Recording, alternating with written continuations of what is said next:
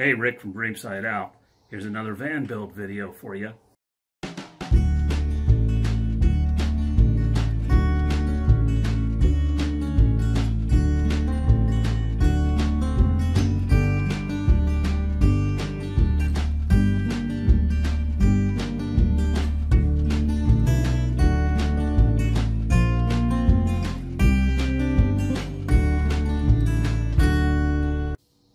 I keep saying van. Some people correct me and say it's a box truck. Well, that's correct. It's a box truck.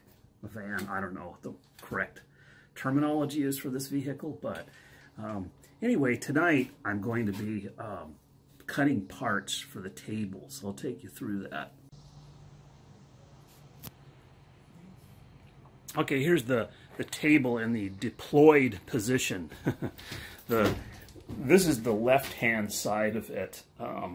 And this top piece would represent the table. These pieces underneath are the mechanism, and those are the pieces I'm going to cut tonight and get them all ready. I have to glue a couple pieces, but this is how it's gonna come out. This is, you know, a situation where I'm going to have to just pull this out, and the table comes down, and it rests on the edge of the bench right there. So that's kind of how she's gonna work out.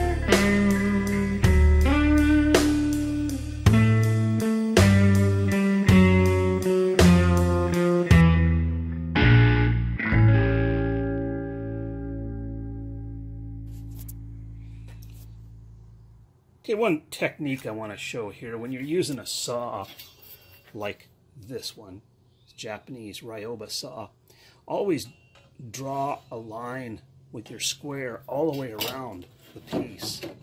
And then when you start your cut, always be looking at two sides of the line at the same time. So if you cut right just to this side of that one while looking at both sides of the line, you'll learn to get a perfectly square cut that way.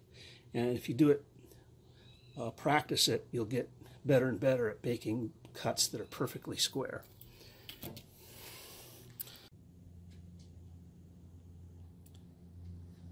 There's why I made it 48 inches, so I can get a sheet of plywood in there.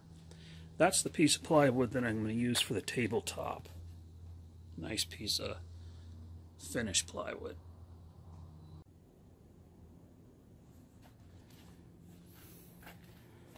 Okay, I'm edging the table here, putting oak edges all the way around it. I'm using screws. There's no tongue and groove or anything on this. I don't think I need it. I'm gluing it and screwing it really tight, and it'll make a tight bond there. That's just a not the premier carpentry way to do it, but it works. And if you put enough screws in it, and these are long 2.5-inch screws, so they go sink way into the edge. And I'm putting them, a lot of them, close together, countersinking them so that I can plug the holes.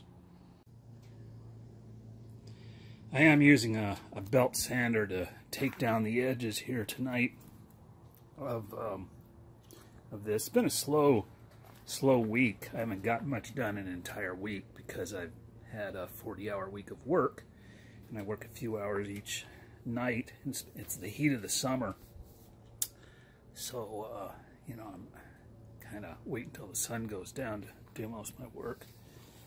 Belt sander, yeah. So it's not all 100% power tools, you know. If you got to hook up to some power, why not use it, you know?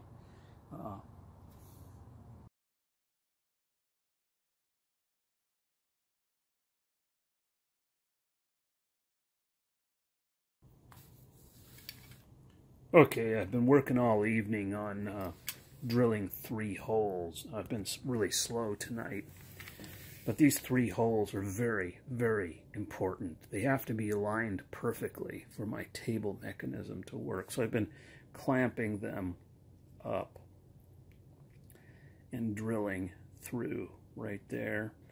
The last one I got to do is right here. I drilled a hole up there. See right there. That follows my pattern here, which I created.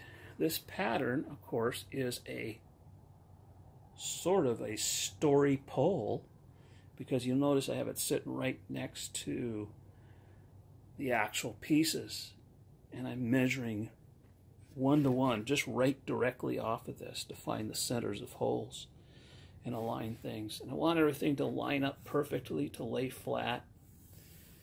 So I'm clamping and drilling. There's a technique that I use for drilling holes accurately and straight through several pieces like this. I'll have to show you that. It's getting late, so I'm getting tired. I was up, you know, I get up at 4 a.m. to go to work, get off work, come and work on the van until 10:30, 11 at night. It's nice and cool though, nice summer night, and it's nice and quiet out here, and so just another night of working on the van.